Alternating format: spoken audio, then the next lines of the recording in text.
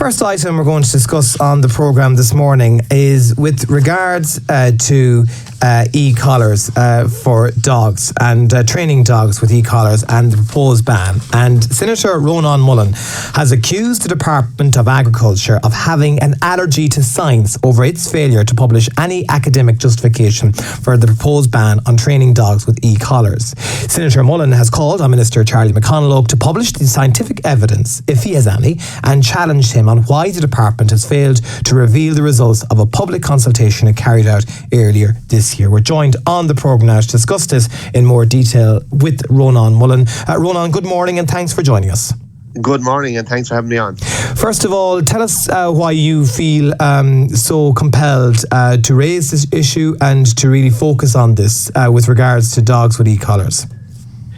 Thanks. Well, this is an issue that I raised some months ago when initially it appeared in a kind of small, almost hidden place on the Department of Agriculture website that there was a consultation because the minister was considering putting a ban on these electronic training collars for use on dogs and cats. Now, the minister has an advisory council on animal welfare, and I think that's a very good thing. I'm speaking from the perspective of a dog owner myself. I'm on the farm. I love animals. I love the company of walking dogs and so on.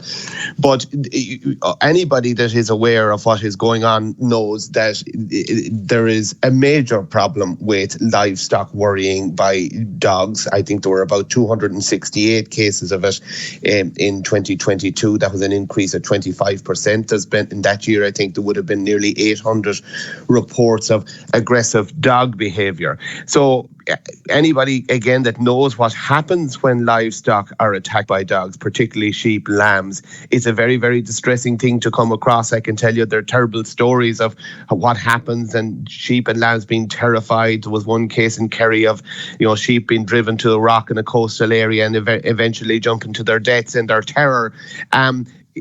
So if we are talking about banning electronic training collars because somehow they're seen as cruel to dogs, then we have to ask, well, which is more cruel, to have dogs attacking livestock and being shot or put down as a result? In Wales, for example, where they banned these electronic training collars, did 4 times as many attacks by dogs on livestock and 3 times as many dogs being put down as a result compared to comparable locations in the UK where there wasn't such a ban. So the minister agreed earlier in the year to extend the period for consultation, but has since announced that he's going to go ahead with a ban on these electronic training collars.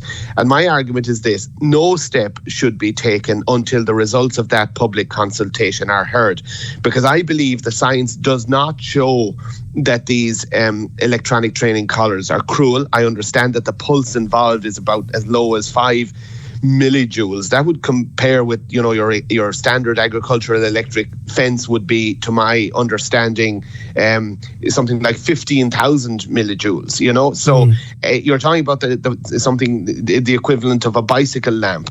Also, there's no evidence, as I understand it, that reward-only based training works on animals, like of giving a biscuit to a dog. Like an animal with a strong predatory instinct, that's been brought for a walk or let off a lead or not being controlled, and sadly this happens, they're going to sense the presence of livestock a long time before their owner does, and they're off. So I believe that what the science shows, and I have looked at it, is that the reward-only training isn't effective.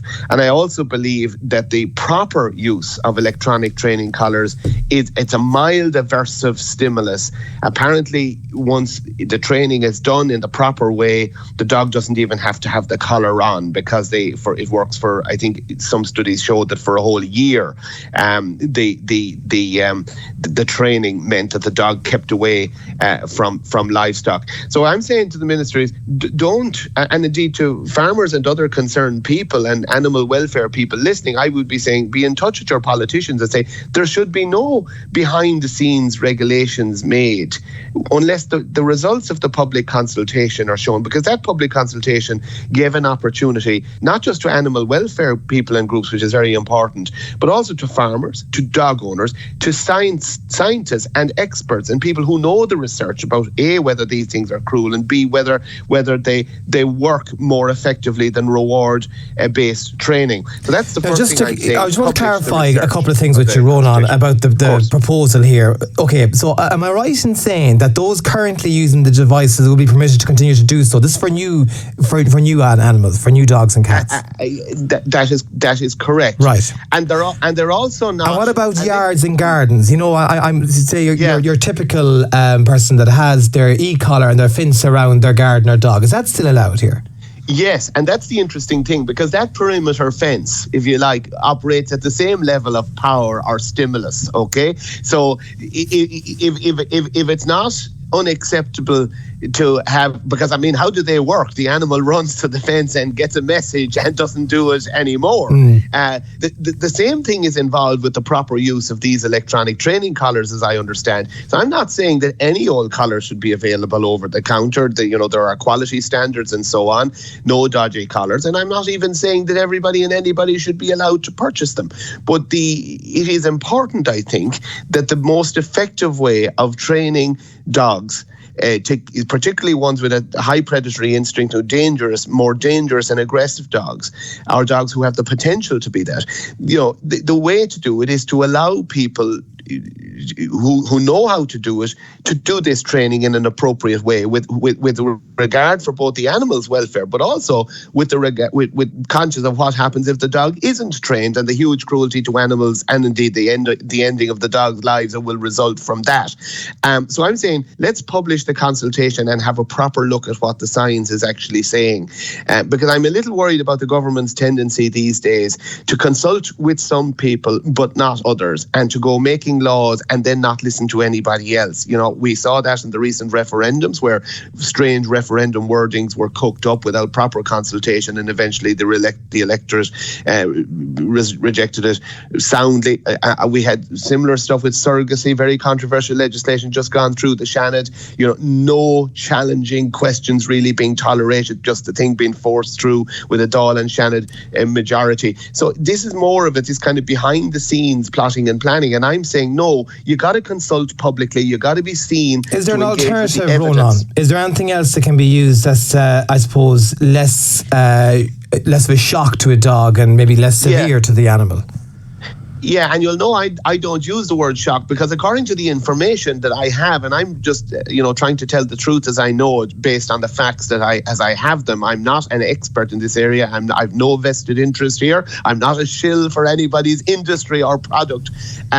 My understanding is that the science shows clearly that these electronic training collars are what work best. And that's why I'm saying, one, they must publish now the results of the consultation before they make any definite proposal to regulate in this area. Remember, a regulation won't even be subject to the process of primary legislation in the Dáil, having to go through stages in the Dáil and Seanad. This will be ministerial fiat, effectively. And secondly, I think it would be a good opportunity for the Agriculture Committee, and I've been in touch with the chair of the Agriculture Committee, the Joint Oireachtas Committee, Jackie Cahill, TD, a Fianna Fáil minister, TD, his party is in government. I'm saying they're exactly in a position to hold public hearings at the Agriculture Committee, where they would bring in the different stakeholders, the animal welfare groups and individuals who are doing good work, and I commend them for their activism in all matters to do with animal welfare, but also the farmers, the dog owners, the vets, and those who can tell us about what the university research shows about, what is the nature of this device? Is it cruel, or is it just what you would call negative reinforcement, or a negative stimulus of a mild nature, but which is enough to get the dog to associate the decision to run after livestock with a negative consequence? Yeah. And if that works, and if that can be shown to work, and I believe the evidence is that it does. As I said, the information that I was given from police and insurance sources did show that in Wales, where the ban was in place, you had, as I said, 4 times more attacks on livestock and 3 times more dogs being put down or shot. So what happens now, Senator? I believe you've invited Minister McConalogue before the committee. Well, I didn't, because I'm not on the committee. What I have asked is, the chair of the committee to kick this off and to make this an issue with the minister, and not just the minister to come before the committee, but as I said, all the different stakeholders, so that the public can listen in and say, yeah, they're making a good case. Yeah, actually, I'm convinced one way or the other. Yeah. That's my big call. Publish the results of the consultation, Minister, and to the Agriculture Committee, invite the Minister, invite the stakeholders, invite the experts, and let's have a proper public airing of this issue before a decision is made that might in the end hurt animal welfare, not help it. Okay, we'll leave it there. Senator Ronan Mullen, thank you for discussing that matter with us in the programme this morning. Thank you so much.